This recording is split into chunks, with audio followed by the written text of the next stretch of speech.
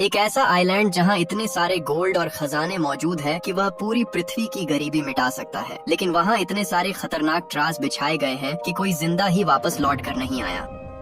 इस एडवेंचरस कहानी की शुरुआत होती है इंडोनेशिया के एक आइलैंड को दिखाते हुए, जहां पर कुछ गैंगस्टर्स की टीम बहुत ही ज्यादा खुश लग रही थी। दरअसल उन्हें फॉरेस्ट के अंदर उन्हें सर्च के दौरान कुछ अनोखी चीजें मिली होती हैं। ये चीजें काफी ज्यादा एंशिएंट थी, जिनकी ब्लैक मार्केट में बहुत ज्यादा रेट है। इसीलिए वह सब इतने ज्यादा हैप्पी थे कि उन्हें बेचकर वो पैसे कमा सकते हैं। अब इसी चीज का जश्न वो सब मना रहे थे। उन्हीं में से एक आदमी होता है जो साइड में टॉयलेट करने चला गया, लेकिन अब ट्रैवल करते हुए अचानक उसे जमीन पर एक मास्क मिलता है। वो मास्क लोहे का था और इस जमाने में इस तरीके के मास्क का यूज नहीं होता। वह आदमी इस बात पर काफी सोचने लगा कि यहाँ पर यह कैसे आया, और अब वह उसी जगह से थोड़ा आगे बढ़ गया एक्सप्लोर करने के लिए। तभी उसे पहाड़ के बीचों बीच एक छोटी सी सुरंग दिखाई दी। अब उस गैंगस्टर को एकदम से जिज्ञासा हो गई कि अंदर क्या हो सकता है। इसीलिए वह बिना अपने साथियों को इन्फॉर्म किए उस छोटी सी गुफा के अंदर चला गया। उसका मानना था कि यहाँ पर और भी ज्यादा एंशिएंट चीजें मौजूद हो सकती हैं और उन सारी चीजों को वह अकेले ही रखेगा। अब अंदर एंटर करते ही वह आदमी एकदम चौंक गया, क्योंकि भले ही यह गुफा बाहर से छोटी दिखाई देती है, लेकिन अंदर यह बहुत ही ज्यादा बड़ी है। वहाँ पर अलग अलग चेम्बर्स मौजूद थे, जैसे कि इसे किसी ने बनाया है। लेकिन अब इस आदमी को अंदाजा नहीं था कि वह किस गलत जगह पर आ चुका है। अचानक वो आदमी जैसे ही अपना कदम बढ़ाता है, तभी जमीन एकदम से धंसने लगी। लग रहा था कि ठीक उस जगह के नीचे भी एक चेम्बर मौजूद है। उस आदमी का पैर भी नीचे हो चुका था और वह चिल्लाते रह गया। लेकिन ऑब्वियस बात है, उसकी मदद करने वाला कोई भी नहीं था। बेचारा उसके अंदर गिरकर सब कुछ एकदम ब्लैंक हो जाता है। वह अनजान सी चीज क्या है, ये थोड़ी देर में पता चल जाएगी। अब इसी तरीके से कई साल बीत जाते हैं और हमें उसी आइलैंड पर कुछ एक्सप्लोरर्स दिखाए गए। उन एक्सप्लोरर्स में तो सोल्जर्स भी शामिल थे। अब देखने से तो लगता है कि ये सब उस खजाने की तलाश में आए हैं जो इस आइलैंड पर सालों से कैद रखा गया है। लेकिन एक्चुअल रियलिटी ये थी कि उन लोगों को बिल्कुल अंदाजा नहीं कि इस आइलैंड पर क्या मिल सकता है। उनमें से बन नाम का एक बिजनेसमैन था जो बहुत अमीर होता है। वो यहाँ पर अपनी गर्लफ्रेंड के साथ सिर्फ इसलिए आया था ताकि वर्ल्ड वॉर 2 के दौरान जो जंग हुई थी, तो जापानीज आर्मी ने यहाँ पर कई सारे बंकर्स बनाए थे। अब ऑब्वियस बात है कि उसके अंदर कई सारी एंशिएंट चीजें हो सकती हैं, और बैन को शौक था कि पुरानी चीजों की कलेक्शन जमा करना।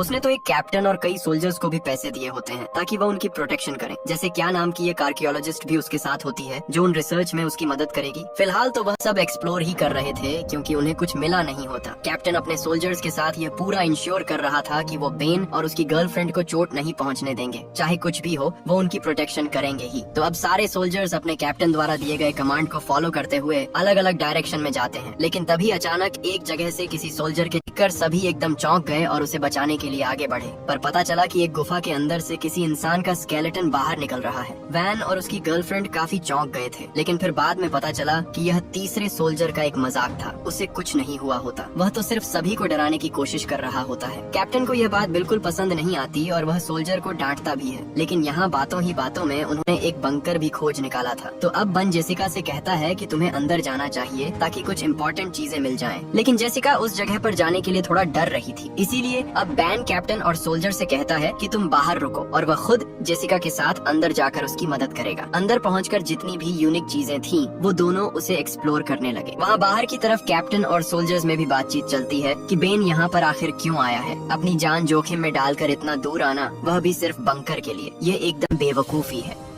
अब यहाँ बंकर के अंदर बेन और जेसिका को खोज करते दौरान 2 सोल्जर्स की डेड बॉडी मिली थी। वो पूरा स्केलेटन बन गए थे और बैजेस से देखकर साफ पता चल रहा था कि यह दोनों जापानीज सोल्जर्स थे। जेसिका सारी चीजें एक्सप्लोर करने के बाद इतना ही कहती है कि वह क्लोज पहुंच गए, लेकिन वह बेन को कुछ और बातें डिटेल में नहीं बताती और बाहर लेकर चली जाती है। उन्हें और थोड़ा आगे एक्सप्लोर करना होगा ताकि एक परफेक्ट स्पॉट मिले जहाँ पर वो अनजान चीज है जिसके लिए जेसिका यहाँ पर आई है। अब ट्रैवल करते हुए हमें वो आइलैंड का दृश्य दिखाया गया जो बहुत ही सुनसान था। वहाँ पर इतने सारे पेड़ पौधे थे जो किसी सोल्जर्स के छुपने के लिए बेस्ट होते हैं, और इसी वजह से वर्ल्ड वॉर 2 के टाइम पर जापानीज ने यह आइलैंड चुना। यहाँ से वह दुश्मनों के ऊपर नजर रखते और बड़ी आसानी से हमला कर देते। अब उनमें से सभी लोग ट्रैवल करते हुए एक बहुत ही पुरानी माइनिंग एरिया के पास पहुँचते हैं। वो माइनिंग एरिया कई साल पुरानी थी, जो पूरी तरीके से तहस नहस हो चुकी होती है। लेकिन अचानक उन्हें उसी माइनिंग एरिया के ठीक नीचे एक दरवाजा दिखाई दिया। ये दरवाजा कितना अंदर जाता है और अंदर क्या मौजूद है, ये सब एकदम से रहस्य था और कैप्टन तो सजेस्ट करते हैं कि शायद हमें अंदर नहीं जाना चाहिए, लेकिन बैन एकदम जिज्ञासु हो चुका था। उसे किसी भी हालत में अंदर जाकर देखना है कि वहाँ क्या चीज मौजूद है। अगर कोई एंशिएंट चीजें हैं तो वह उसे अपने पास रख लेगा। कैप्टन एकदम से बेबस था। बन जैसा कहेगा उसे वैसा करना पड़ेगा। अब सभी लोग उस माइनिंग एरिया से होते हुए आखिरकार उस दरवाजे के पास पहुँचते हैं। कैप्टन का सोल्जर्स कैसे भी करके उस दरवाजे को ओपन कर देता है, यानी अब उनमें से सब रेडी थे अंदर जाकर एक्सप्लोर करने के लिए। लेकिन तभी अचानक कई सारे गैंगस्टर्स ऊपर की तरफ से ज्यादा कायोटिक माहौल हो गया था कि सभी माइनिंग एरिया के अंदर भागते हैं। कैप्टन के सोल्जर्स भी पलटवार तो कर रहे थे, लेकिन बन, जैसी और उसकी गर्लफ्रेंड की जान बचाना उनकी पहली प्रायोरिटी थी। अब ऑलमोस्ट जब सभी लोग माइनिंग एरिया के अंदर थे तभी गैंगस्टर्स ने वहाँ पर एक ग्रेनेड फेंक दिया। ग्रेनेड इतना तेजी से फटा कि वहाँ का एंट्रेंस ही उड़ गया था। कैप्टन का एक सोल्जर तो उन्हें बचाने के चक्कर में वहीं पर दब गया था। उस धमाके में तो वो माइनिंग एरिया आधे से ज्यादा ढह चुका, यानी अब ऑब्वियस बात है कि वह सब इस एरिया के अंदर फंस चुके हैं। लेकिन यह नहीं समझ में आ रहा कि गैंगस्टर्स को उनकी लोकेशन के बारे में कैसे पता चला, उन्होंने आखिरकार हम पर हमला क्यों किया, ये एकदम रहस्य रहता है।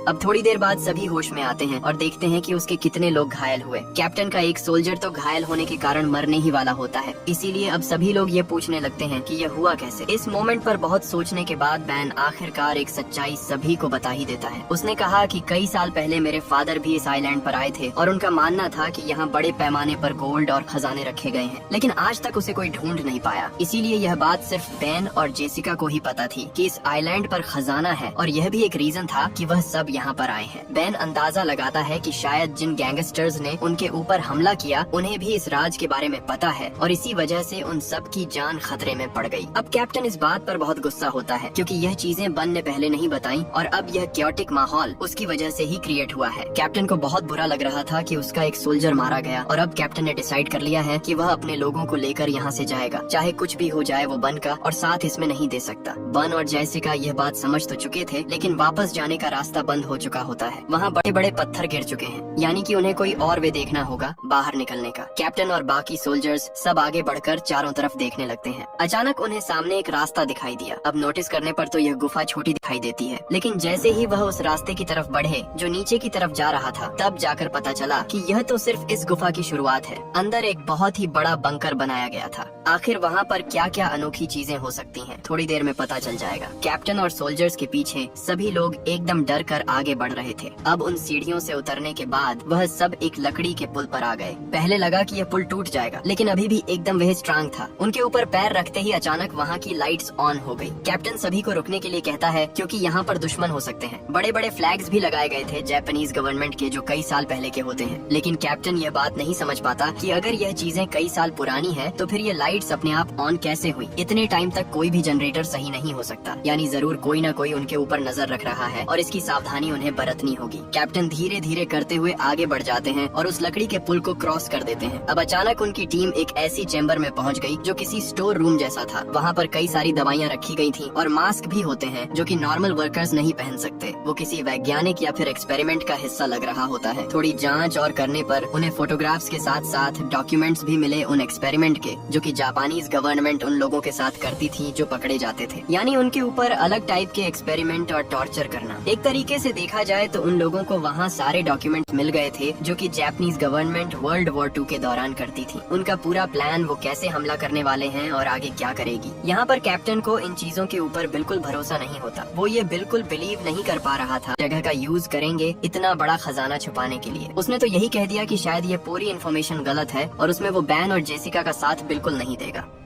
अब हमें एक और सोल्जर दिखाया गया जो अपने कैप्टन के कहे गए अनुसार वहाँ पर ध्यान रख रहा होता है। तभी अचानक वह सोल्जर्स महसूस कर पा रहा था कि उसके ठीक पीछे कोई तो खड़ा हुआ है। वह जो कोई भी था उसने मास्क पहना था और अजीब हरकतें करता है, पर जैसे ही उस सोल्जर ने पीछे मुड़कर देखा तब वह वहाँ से गायब हो गया। वो जो भी था, इससे इतना तो क्लियर हो गया है कि इस पूरे गुफा के अंदर वह सब अकेले नहीं है। अब यहाँ धीरे धीरे उन सोल्जर्स के बीच टेंशन बढ़ रही थी और काफी मनमुटाव होने लगा। सभी जानना चाहते थे कि आखिर ये कौन सी जगह है और जो खजाने की बात वह कर रहे हैं वह सच भी है है कि नहीं, तब जाकर जेसिका बन की तरफ देखते हुए सारी सच्चाई बताने के लिए कहती है। हालांकि बेन अभी भी कुछ रिवील नहीं करना चाहता था, लेकिन जेसिका कैप्टन और सोल्जर्स से सब सच कहती है कि यह पूरी जगह कोई माइनिंग एरिया नहीं है। ये पहले हॉस्पिटल हुआ करता था जिस पर जापानीज गवर्नमेंट ने कब्जा कर लिया और फिर इस जगह को एक एक्सपेरिमेंटल लैब बना दी। यहाँ वो दुश्मनी सोल्जर्स को पकड़कर उनके ऊपर एक्सपेरिमेंट करते, ऐसे एक्सपेरिमेंट जिससे इंसान किसी दूसरे प्रजाति में कन्वर्ट हो जाए। वो इंसान तो रहेंगे लेकिन किसी दूसरे के कंट्रोल में। इस बात का प्रूफ तो उन सारे फोटोज और डॉक्यूमेंट से तो हो ही जाता है, पर बात रही गोल्ड की जिस पर कैप्टन भरोसा नहीं करते, उसका कोई भी प्रूफ नहीं होता। जेसिका भी कहती है कि हमारे पास कंप्लीट इन्फॉर्मेशन नहीं है, लेकिन इतना क्लियर है कि वो खजाना यहीं पर है। अब खजाने और गोल्ड की बात करते हुए बाकी सोल्जर्स थोड़ा लालच में पड़ जाते हैं। उन्हें भी गोल्ड चाहिए था और अपनी लाइफ में उन्हें काफी पैसे चाहिए थे, इसीलिए कुछ सोल्जर्स तो उस खजाने के बारे में पूछते हैं और वह इंटरेस्टेड लगते हैं। कैप्टन इस बात से ऑब्वियसली अपने सोल्जर से नाराज था, लेकिन फिलहाल उनका एक सोल्जर बहुत घायल पड़ा हुआ होता है। उसकी देखरेख चल रही थी और पता नहीं वह कब तक जिंदा रहेगा। कैप्टन ने अपने सोल्जर से साफ कहा कि हम आगे जाकर बाहर निकलने का रास्ता ढूंढते हैं, न कि और ज्यादा अंदर जाना गोल्ड को ढूंढने के चक्कर में। कैप्टन अपने साथ एक सोल्जर ले लेता है और बाकियों को उसी स्टोर रूम के अंदर रुकने के लिए कहता है, ये इसलिए ताकि कोई खतरे में न पड़े। लेकिन यहाँ बन को ये एक्सेप्टेड नहीं था, क्योंकि वो चाहता है कि पूरा खजाना वो सबसे पहले ढूंढे और उस खजाने और गोल्ड के ऊपर हक उसका हो। पर अब इन सारी चीजों के बीच जॉन नाम का वो सोल्जर जो घायल पड़ा हुआ था, उसके साथ कैप्टन और जेसिका रुकने का डिसाइड करते हैं और बाकी सोल्जर्स के साथ बन और उसकी गर्लफ्रेंड साथ चल पड़े थे, क्योंकि बेन का मेन मोटिव यहाँ से बाहर निकलना नहीं, सबसे पहले खजाना ढूंढना था। उसने तो इस मिशन के ऊपर इतने लाखों डॉलर अप्लाई किए हैं, तो उसका प्रॉफिट तो उसे होना ही चाहिए। वह सब सोल्जर्स की मदद से लगातार आगे बढ़ते चले गए।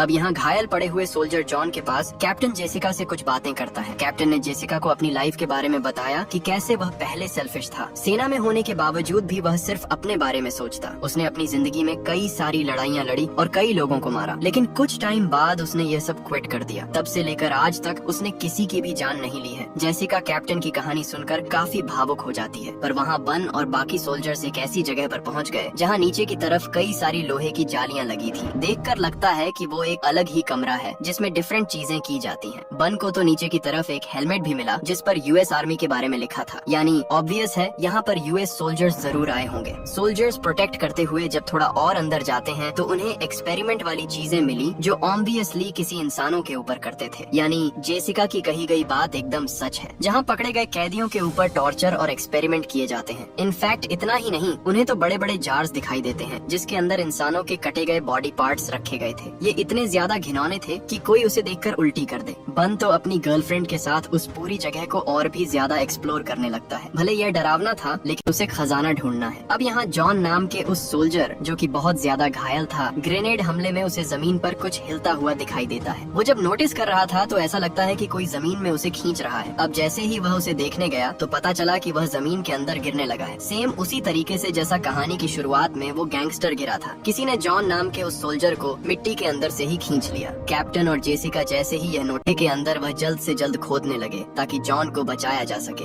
जैसे तैसे वह अंदर तो पहुंचते हैं, लेकिन जॉन मर चुका था। उसका पूरा शरीर एकदम गलने लगा होता है, जैसे किसी ने उसकी बॉडी पर एसिड डाल दिया हो। ध्यान से देखने पर वहाँ इंसानों के कई सारे स्केलेटन्स मौजूद थे, यानी उस गुफा के अंदर कोई तो है जो लोगों को मार रहा है और उन्हें बहुत बुरी तरीके से खा जाता है। जेसिका के तो होश उड़ गए थे। यहाँ कैप्टन और जेसिका अपने आप को संभाल ही रहे थे, तभी अचानक उनके ऊपर हमला हुआ। किसी ने दोनों को मारकर बेहोश कर दिया था।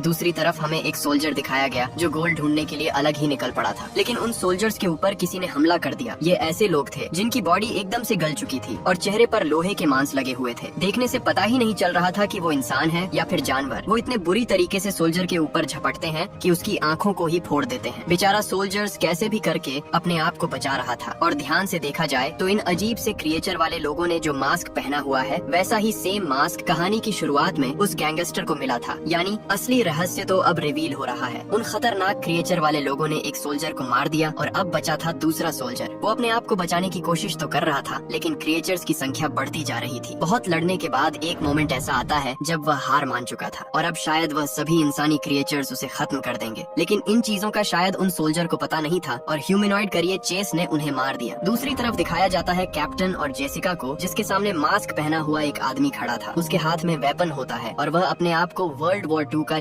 जापानी सोल्जर बता रहा था। कैप्टन और जेसिका अपना सर झुकाकर उसे समझाने की कोशिश करते हैं। अब वो जो कोई भी जापानी सोल्जर था वह तो यह कहने लगा कि जापान वर्ल्ड वॉर 2 जीत चुकी है और चारों तरफ उनका ही राज हो चुका है, पर अभी भी जंग जारी है, इसीलिए वह वर्ल्ड वॉर 2 के बाद से यहीं पर रहे और कभी बाहर ही नहीं निकले। लेकिन जेसिका उस आदमी को साफ कहती है कि जापान हार चुका है, उन्होंने पहले ही सरेंडर कर दिया था और अब तो यह 20 सेंचुरी चल रही है। वो जापानीज सोल्जर एकदम चौंक गया हो और अपने वेपन नीचे करता है। तब जाकर जेसिका ने उसे टैब पर कुछ वीडियोस दिखाए। ये वीडियोस में साफ पता चल रहा था कि जापानीज गवर्नमेंट के प्रेसिडेंट सरेंडर कर रहे हैं, यानी वो सब हार चुके हैं और जंग सालों पहले खत्म हो चुकी है। उस जापानी सोल्जर ने अपना मास्क हटाया और पता चला कि उसका चेहरा एकदम से खराब हो चुका है। वो एकदम से शॉक में था कि उसे तो यह बात पता ही नहीं होती और तब से उसे यही लग रहा है कि बाहर अभी भी जंग जारी है। इसी वजह से वह सालों से यहीं पर कैद है। ये चीजें अगर उसे थोड़ी देर पहले भी पता होती तो वह अपने साथी को बचा लेता, क्योंकि वह तो स्ट्रेचर पर जो लेटा था वह मर चुका है। जब वह जापानी सोल्जर थोड़ा इमोशनल होकर नीचे गिर पड़ा था तो कैप्टन ने मौका देकर उसका ही वेपन सामने रख दिया। यह इसलिए क्योंकि उसके साथ डील करना खतरनाक हो सकता है। कैप्टन और जेसिका पूरी कोशिश कर रहे थे कि वो उस अनजान सोल्जर से सब कुछ उगलवा लें। उन्होंने पूछना स्टार्ट कर दिया कि तुम्हारी ऐसी हालत कैसे हुई और इतने सालों बाद भी तुम कैसे जिंदा हो यहाँ पर। तब जाकर सोल्जर बताता है कि जापानीज वैज्ञानिकों ने जो इंजेक्शन और जो एक्सपेरिमेंट उनके ऊपर किए थे ये उसका नतीजा है, यानी उन सोल्जर्स की टीम के ऊपर अलग अलग एक्सपेरिमेंट कराए गए और ये सारी चीजें ये बोलकर होती हैं कि तुम कभी बूढ़े नहीं होगी, तुम्हारी जवानी हमेशा बरकरार रहेगी। वैज्ञानिकों ने तो बाहर जाने का रास्ता भी बंद कर दिया था और जो बचे हुए एक आध रास्ते थे वह सिर्फ उन्हें ही पता था। यह बात सुनने पर जेसिका और कैप्टन काफी शॉक में हो गए, पर वह सोल्जर बताता है कि जापानीज वैज्ञानिक यहीं पर नहीं रुके, वह अपने एक्सपेरिमेंट को नेक्स्ट लेवल तक लेकर जाना चाहते थे, इसीलिए उन्होंने हम सभी को यहाँ पर कैद किया और अलग अलग इंजेक्शन देने लगे। इस इंजेक्शन से वह एक्चुअली यह चाहते थे कि सभी सोल्जर्स एक ऐसी आर्मी बना लें जो कभी भी नहीं मरती हो और उनके लिए काम करें, यानी जापान के लिए ऐसे सोल्जर्स जो डेड हैं लेकिन अपने दुश्मन को बहुत बुरी तरीके से चोट पहुंचा सकते हैं। ना ही इन्हें कोई मार सकता है बल्कि यह कुछ टाइम बाद वापस जिंदा हो जाएंगे। उस जापानी सोल्जर ने तो एक डार्क रियलिटी जापान के बारे में सब बता दी थी, यानी कि ऐसी सेना जो पूरे देशों पर अपने आप ही कब्जा कर ले। कैप्टन और जेसिका टेंशन में आकर उससे बाहर निकलने का रास्ता पूछते हैं। उस भयानक सोल्जर ने कहा कि पहला रास्ता ढक चुका है, एक और रास्ता है, लेकिन वहाँ पर जाना खतरे से खाली नहीं होगा।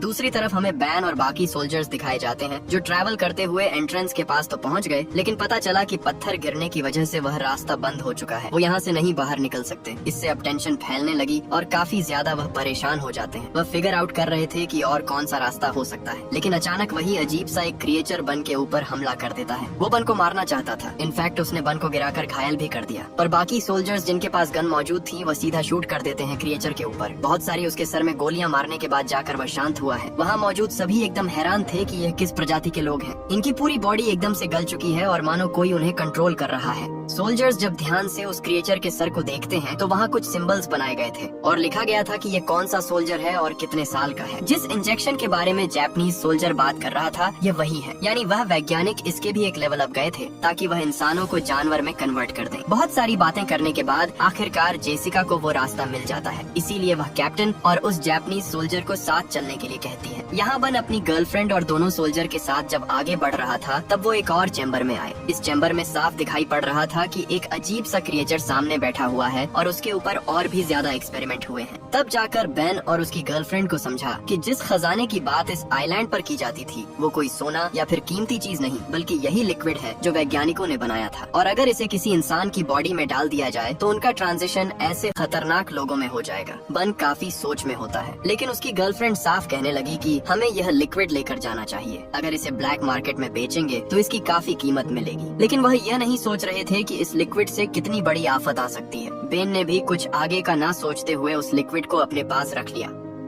अब वो सोल्जर्स थोड़ा और आगे बढ़ते हैं जहाँ से उन्हें बाहर निकलने का रास्ता मिले। वो एक बड़ा सा डोर था जिसे ओपन करने जैसे ही वह गुफा में आगे बढ़ने के लिए कदम रखते हैं तब एक शॉकिंग चीज सामने आई। सीधे देखने पर वहाँ पर कई सारे क्रिएचर्स वाले इंसान मौजूद थे जो एक आर्मी की तरह खड़े होते हैं, यानी वैज्ञानिकों द्वारा बनाए गए वो फाइनल सोल्जर्स जो जापानीज गवर्नमेंट चाहती थी दुश्मनों से लड़ने के लिए। उस गुफा में इतनी बड़ी जापानीज आर्मी थी जो कि पूरी तरीके से इमोर्टल है। एक्सपेरिमेंट के कारण ना तो उन्हें कोई दर्द फील होता है और ना ही उन्हें कोई मार सकता है। उनके अंदर सिर्फ एक ही जुनून है कि सामने जो भी आए उन्हें खत्म कर दे। अब वहाँ पर आकर उन लोगों ने सारी आर्मी को जगा दिया था, जो पूरी तरीके से एकदम हथियारों से लैस होती है, और अब क्रिएचर की पूरी आर्मी उनके ऊपर टूट पड़ी थी। बन, उसकी गर्लफ्रेंड और बाकी बचे हुए सोल्जर्स वापस चैम्बर में भागने का ट्राई करते हैं। उनमें से एक सोल्जर बहुत बुरी तरीके से तलवारों से मारा गया। अजीब से इंसानी क्रिएचर उन्हें एक बार में ही खत्म कर देते हैं। जैसे तैसे बेन अपनी गर्लफ्रेंड और दूसरे सोल्जर के साथ एक चैम्बर में पहुंचा और वहां से नीचे जाने लगा। फिलहाल तो उन क्रिएचर से बचना बहुत जरूरी है, क्योंकि एक बार हाथ में आग गए तो वह छोड़ेंगे नहीं। ट्रैवल करते हुए वह उस स्केलेटन वाले हिस्से में पहुंची जहां सभी को काट कर खाया जाता था। वहां पर तो वह अपने उस सोल्जर की डेड बॉडी भी देखते हैं जो घायल पड़ा हुआ था। फिर भी कैसे भी हिम्मत करते हुए वो आगे बढ़ते चले गए। बैन, उसकी गर्लफ्रेंड और उस सोल्जर तो उस जगह पर भी पहुंच गए जहां उस संदेह सोल्जर्स को उन क्रिएचर ने मारा था। अब उन्हें कुछ समझता नहीं कि कहां जाए, इसीलिए वह सीधा कैप्टन और जेसिका के पास बढ़ने लगते हैं। पता चला कि उन इमोर्टल सोल्जर्स की आदमी पूरी जगह पर फैल चुकी है। वह ढूंढ रही है अपने शिकार को मारने के लिए। बन के ऊपर एक क्रिएचर ने हमला कर दिया था, जिससे वह घायल हो चुका होता है। अब यहाँ उसकी गर्लफ्रेंड बन के लिए काफी फिक्र करने लगी कि वह शायद मर जाएगा, इसीलिए पता नहीं वो क्या सोच रही थी, और उसने तुरंत ही वह इंजेक्शन निकाला और बन के बॉडी में वही घुसा दिया। उसे लग रहा था कि इस इंजेक्शन की वजह से बन जिंदा रहेगा। अब वो सारे इमोर्टल सोल्जर्स उस जगह पर भी पहुंच जाते हैं जहाँ पर कैप्टन और जेसिका थे। कैप्टन जेसिका तो वहाँ से भाग जाते हैं अपनी जान बचाकर, लेकिन वो जापानीज सोल्जर जो ऑलरेडी इन्फेक्टेड था वो सरेंडर कर देता है। सारे इमोर्टल सोल्जर्स इतने ज्यादा बेरहम थे कि वो काफी बुरी तरीके से मौत देते। सभी आगे तो चल रहे थे, लेकिन बन की गर्लफ्रेंड उन्हें धोखा दे देती है। वो सिर्फ बन के बारे में सोच रही थी और उसे लेकर एक केव के अंदर जाकर छुप गई। पर यहाँ बन के अंदर जो लिक्विड गया था उससे वह कन्वर्ट होने लगा उन्हीं इमोर्टल लोगों में। उसकी हालत इतनी खराब हो जाती है कि कुछ ही देर में वो आउट ऑफ कंट्रोल हो गया और अपनी गर्लफ्रेंड को जान से मार दिया। यानी यह लिक्विड सच में काम करता है। कैप्टन और बचे हुए एक सोल्जर को भी वह पकड़ लेते हैं और एक एक करके मारने लग जाते हैं। कैप्टन मर चुका था और उसके साथ बचा हुआ एक सोल्जर भी लड़ने की कोशिश करता है, पर देखने से लग रहा था कि उन सोल्जर्स के पास भी हाई IQ वाला दिमाग है। वो अच्छी तरीके से न ही उसे रोक रहे थे, बल्कि उसे एक साथ खत्म भी कर देते हैं। यानी अब ऑलमोस्ट सभी मर चुके हैं सिवाय जेसिका के। जेसिका वहाँ से बाहर निकलने का रास्ता ढूंढ लेती है और पानी के रास्ते ऊपर आ जाती है, पर उसके साथ पानी के अंदर से कोई और भी आया था। बाहर वही इमोर्टल सोल्जर निकलता है जिसने की जेसिका को पकड़ा और जान से मार दिया। धीरे धीरे करके उन पूरी इमोर्टल सोल्जर की आर्मी बाहर आ जाती है और अब वो बढ़ चले थे आगे की तरफ जहां वो सभी को मारेंगे। यानी इससे ये बात तो कंफर्म है कि अब शायद एक नई जंग शुरू होने वाली है। ऐसी जंग जहां पर इमोर्टल सोल्जर्स जिन पर एक्सपेरिमेंट करके बनाया गया है वो लोगों को चुंच कर मारेंगे। हमारी भी कहानी इसी खतरनाक एंडिंग के साथ यहीं खत्म हो जाती है।